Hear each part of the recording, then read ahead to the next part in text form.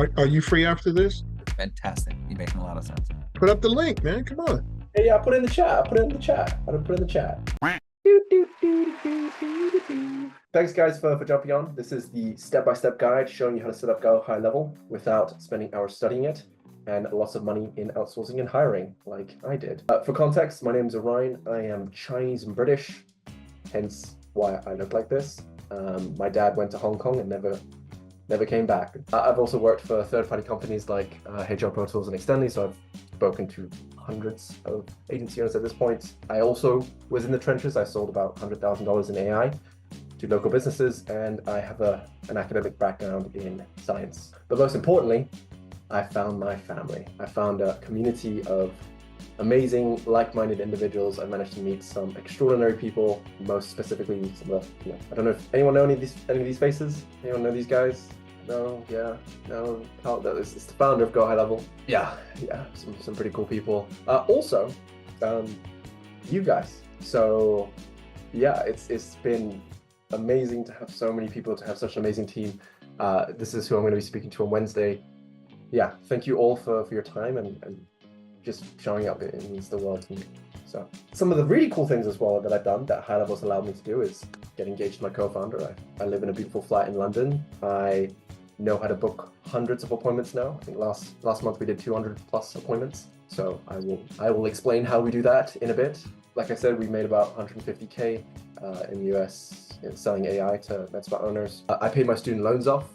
So this is about 15,000 US, which is a lot to me. But I know some people in like hundreds of thousands of dollars of debt. And finally, I became a coach at HR Pro Tools. So HighLevel has done a lot for me. It's saved my life. It's allowed me to do so many things, and I'm forever grateful for the community that we have here. So much so that we decided to teach it, right? We ultimately became an educational company, and one of the really cool things is that people seem to like it. So thank you all for leaving your feedback and leaving a review. It feels good to know that you actually help people out and they like it. And in addition to that, one of the really cool things that we've done is that we've tapped into the AI market, giving people the ability to completely license our videos. So now we have white labeled a lot of people, which is fantastic, and all these people are now experts in their own right, teaching people how to use HighLevel. And ultimately, our ultimate goal is to build a natural university in Kenya. So my fiance, she's from Kenya, and we want to give opportunities to people out there. So the first thing we're going to overview is the onboarding checklist. Now, this is actually what HR Pro Tool uses, right? Which is pretty cool. So I'm going to give you guys the secret sauce on everything they do to get themselves set up, as well as these SOPs that I've used specifically for our business. So we were called AI Clinics, and our one's a little bit specific, the first one, because we used a software called School, where we hosted our community, as well as we had requirements for them to create a OpenAI account to get their OpenAI key so that we can use the AI chatbot. It depends on what third-party software you use. We use a third-party software that required this. But most importantly, the whole premise of this was basically have your client success manager or your co-founder, or if it's you, call out the person once they sign up and just be excited that they signed up. That helps, as well as potentially giving them hats or shirts or merch or something to, justify the reason why they bought from you. People make their first decision on how good of a service you are after the first 24 hours, so 48 hours. So then we go through the tech call. So we like to split our onboardings into two calls. We do a tech and a training call. If you do them all at once, you're going to overload the brain of the client, and they won't be too happy. So this is what we did. We set up a business profile, phone numbers, integrations, custom values. If you guys have any specific custom values you use for your snapshots, Facebook ads. So like I said earlier, we ran Facebook ads for our clients, and we did that as well. We recorded it and we reviewed it and we sent it to our team. And then lastly, we also do the training call where we walk through how to actually use the HighLevel account. In addition to that, we also did, before we got into all of the tech and training call, we went through this specifically to set the right expectation for the client. If you're running any free trial ads, so as in for people to sign up with you, they go through a free trial. Your onboarding call is basically the sales call. So you hopefully better impress them enough for them to carry on through with the payment. So for us, we had them invest either a low ticket or a high ticket amount, depending on the program that they signed up. We went through the investment, the contract, the expectations, the CRM setup, and then the actual launch process. So did we receive the investment? Yes. Did we receive the contract? Yes. Please have contracts, okay? Please, cross fingers, have a contract. You can replace DocuSign or PandaDoc with HighLevel now. Really cool stuff. Expectations, right? What we used to do as well, we gave them an expected timeline. So Thomas, this is for HR proposals next time, they can say, expect between 3 to 5 months for a custom snapshot to be built out. Yeah, that would be nice, because it's always like, based on the whole Alex Hormozi value equation, right? It's the effort and sacrifice required for you to actually receive the desired result or the desired value. If you can lower the time it takes and the effort required for the client to get it, then you'd have a far more valuable service. So that's why we were so particular and extensive with our onboarding checklists and our SOPs, because we needed all of these things to be set up before we could even provide them a return on investment. So make sure your onboarding is dialed in, or else clients will churn and want refunds. There you go. What results can we expect? Where can we get reports, frequently asked questions in terms of guarantee? These are things that we discussed thoroughly with the clients. And then we went into the actual CRM setup checklist. This is where we tend to sort of stop the call and schedule another call to go through the technical integrations and then the training side of things. So what we are going to do, if you're open to it, we're going to walk through the quick start setup for getting your clients set up, the module 1, essentially. This is the most crucial step, in my given opinion, depending on what you're offering. But basically, once you get a domain added into your HighLevel, or once you get your client's domain added into the HighLevel account and they start using it, it's going to be very difficult for them to leave. So yeah, plus a database reactivation. So if you can get the HTTP and the phone numbers registered, as well as adding a domain and then getting them to use it on their phone as an app to communicate with their clients, it's pretty game over. So I'm going to jump onto a demo company account. So if you guys have a HighLevel, come join me. So on HighLevel, first things first is we go into the settings tab and we set up the business information. What I like to do as well is I like to, especially when I'm going through the presentation showcasing what HighLevel actually is, I actually go into the company billing and say, hey, this is where your subscription is. This is what you will be charged every single month. So if you need to change cards, this is where you need to do it. Or if you're getting charged too much, it's probably because of the SMSs and the emails that you're using. I once had a client who spent about $100 from a database reactivation, and he was very, very, very pissy because it was a paper appointment. I was like, why am I spending money? Because you need to spend money to text. So yeah, you don't want to annoy them. So first things first is the business information. Can anyone tell me why this is important to have it accurate? Well, the time zone could reflect your calendar. Time zone could reflect just about everything in the CRM system. Nice. So on and so forth. Nice, nice, nice. Set up your chatbot response from here. If someone calls and you don't pick up, the automated AI conversation chat text comes from here, and so on and so forth. Exactly. Plus A2P. Gerald, tell me about that. I'm not going to use profanity. We're live, but I like your comment. A2P. How's that been? Difficult. I am probably still going to need some help on it because I got it approved and they ended up closing that account, and now I open another account and I'm working through it now. But there are two areas, and I don't want to be too granular, where you have to get verified, and one of them says I'm good and the other one says something else. But yeah, they're very, very anal about, making sure that every period and your EIN and everything has to be exactly, your addresses and everything have to be exactly the same. So yeah, anybody that hasn't done it yet, make sure that all of your documents line up perfectly for H2P. Yep, and that's one of our main offerings was database reactivation. It was literally we needed A2P to be working. But sometimes, yeah, Gerald, you'll experience it, right? It takes weeks sometimes for it to get approved. So I'm not sponsored by them, but I wish I was. My CRM Sim. Has anyone heard of this company before? No? Yeah? No? Cool. It's made by an Australian guy. He's very nice. And basically he walks you through how to set up, Gary, how to set up SMS, how to set up your SMS blast in about 10 to 15 minutes. Super useful. If you have a spare Android phone, this would be particularly helpful. It is an additional amount, but if you were signing, a couple clients a week or a couple clients a month, and you offer text messaging to them, most specifically database reactivation, this will get them set up very easily, and you don't have to go through the whole A2P process. So I'll put it in the chat for anyone that wants to take it. Is that helpful for anyone? Maybe. Yeah. Cool. Going back to this, setting up your profile. First things first is the business profile. So we talked about it. We go into our high-level account, and we go to settings, we go to the business profile, and we fill it in as accurately as possible. Of course, who's had it where they go into their high level, they start building out some automations and they don't click save and nothing saves? Oh Or yeah. you do everything twice. Yep. Time. Yep. I just, you've got Google Drives, right? That automatically save everything. Yeah, no. So update your It profile. doesn't save even after clicking save. It's like I've done that entire workflows where you save something, you come back and you're like, in communities that happen all the time.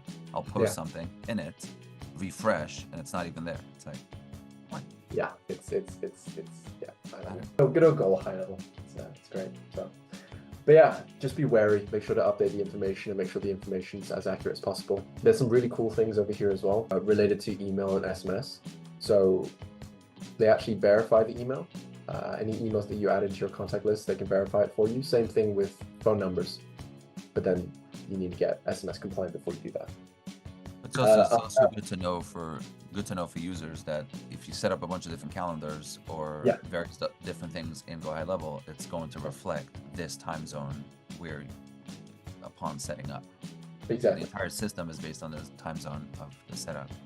Exactly. Yeah, exactly that. Plus time zone changes as well. You guys are going through daylight savings right now, I believe. Yeah, we did already. That's today already. Yeah, so that kind of took me. It's typically I do my calls at 7 p.m. UK time, but now it's 6. I'm like, oh, I thought I had an extra hour, but no, here we are. So the next step is the personal profile.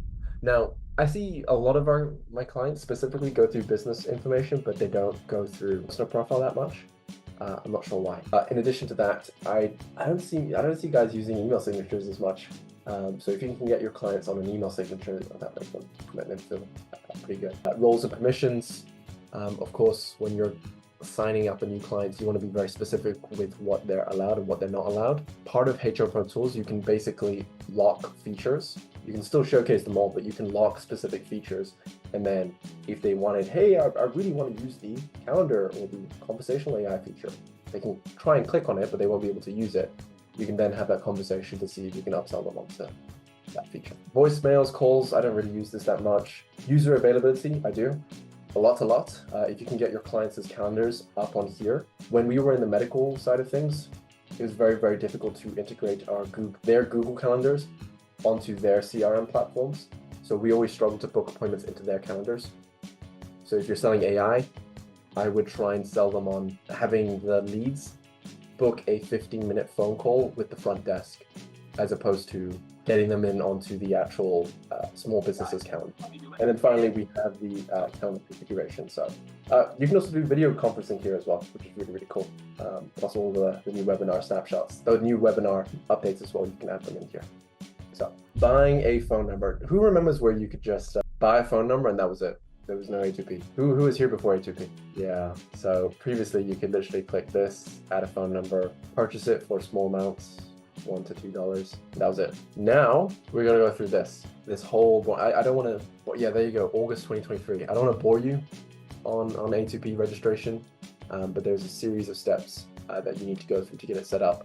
If you want, there's a support widget that can help you do it, and you can give it to the team and they'll be able to verify it for you on behalf of you. So, or you can like really complain to GoHighLevel on the support channel and they'll do it for you too. So that's what I did when I struggled with A2P. Yeah, there you go. So set up caller ID information, enable call recording, autoresponders from this call text back, and then save your settings. We don't need to go into depth, but we will go into depth with integrations.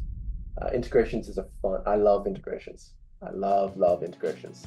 And they keep adding more integrations in here, which is awesome. Most specifically, I love the Facebook and the Instagram side of things. I find some clients they don't really use the all-in-one conversational tab. They might use it on their phone, but we kind of need it. Like, we need to give them a good enough reason to migrate all of their conversations onto the app. And what I did was I basically said, like, all your warm leads are there. They're not on Instagram or Facebook, or maybe they are for you, but these are like actually people that you paid for. We got filtered through whatever form or whatever pitch, and when they make it in there, they're already warm leads. Right? Exactly, and it worked from there. Bear in mind, if you're looking to, I made this mistake. I basically used one Facebook page and one Facebook ad account for a couple of clients, and they were complaining because they were all receiving the same message from same people. So you can basically go into the settings tab over here and enable Messenger for, specific clients. Now, here's another issue. Some clients don't even have a Facebook page or an Instagram business page, and they haven't connected it. Who's experienced that? I've once had to wait 2 to 3 hours for a lady to find her Facebook password. She couldn't find it. So that's exactly, like these videos, they walk them through it, and it's And also, here's a quick one. Facebook form field mappings. That's the key. That's the real key. Because you can run all the ads you want, but if you don't have it connected to GoHighLevel, and you don't set up like SMS notifications for your clients to receive the notifications that they got a new lead, they'll just be burning cash. Yeah, and no one will be responding to those leads. Super powerful, super powerful. And one of the really cool things that we've done as well is we've connected our Slack to HighLevel. So I don't have the screen. I don't have Slack on my iMac, but basically, whenever we have any new leads or new opt-ins on our landing pages, our team gets a notification. So instead of a text message to myself, it shows up on Slack. And I've hired commission-based appointment setters to dial them within minutes, like microseconds. And it's commission-based, so if they don't dial the leads, they don't get paid. And they're located where? Is it like an agency? Yeah, I've spent like 12 to 18 months training them every single day. So this is through Upwork, through Fiverr, through. I've tried. You have found like any AI solution of like the. I have. So we've tried out. We have an AI chatbot that does it.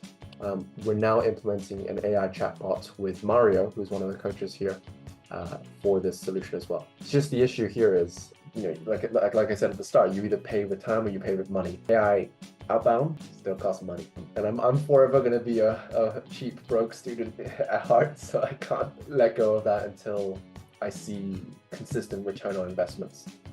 For guys like bigger local businesses who get a lot of inbound calls, it makes sense for them to have an AI outbound or an AI inbound caller that can respond to those inquiries, especially out of hours. For us, we work 24/7. We need someone on the phones who knows our stuff to answer questions and to book appointments. So, like I asked HR Pro Tools, I'm like, you've got 200 plus employees. Why do you need them? You can just use AI. It's like, well, yeah, but not really. You still need a human to get on call and interact.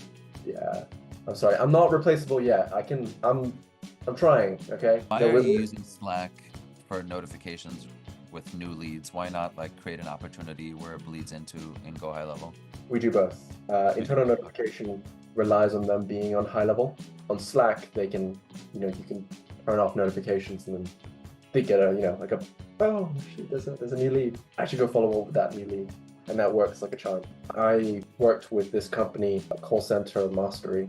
It's a paid community, so we were struggling with the lead conversion of our clients a lot because they were never called leads, right? Even with the AI follow-up side of things. This guy built a call center with over 80 plus employees, and he's worked with the likes of Alex Ramosi at Gym Launch, has helped a bunch of these guys as well out. So we've sort of implemented his methodologies for lead conversion rate, because you can run all the ads you want, spend all the money you want. But if you're not calling and following up with either AI or humans. Yeah, I mean, it's like a sales team. I mean, why advertise if you're not going to? Interesting. Yeah. So they do it for clients, or they just develop the system of how to respond promptly and. Yeah. So he used to do it for clients. He does bulk So guys who have over at least 50 to 60 GoHighLevel sub accounts, he will do it for. Otherwise, it doesn't make financial sense. Another really cool thing as well is the calendars. That like people need to find a way to contact you, other than DMing you, and having people book themselves into your call or into your calendar is a great way to do that. Make sure this as well. An issue I found here is sometimes your connection, it just loses connection. So I always have to reconnect every 3 to 6 months within HighLevel so that you don't get double booked. And this is the video conferencing side of things, which is pretty fun. Calendars can be annoying sometimes. I keep it simple. I always just do round robins. I don't get fancy with any of these types of things. Does anyone know the ideal, how far do you allow clients to book out?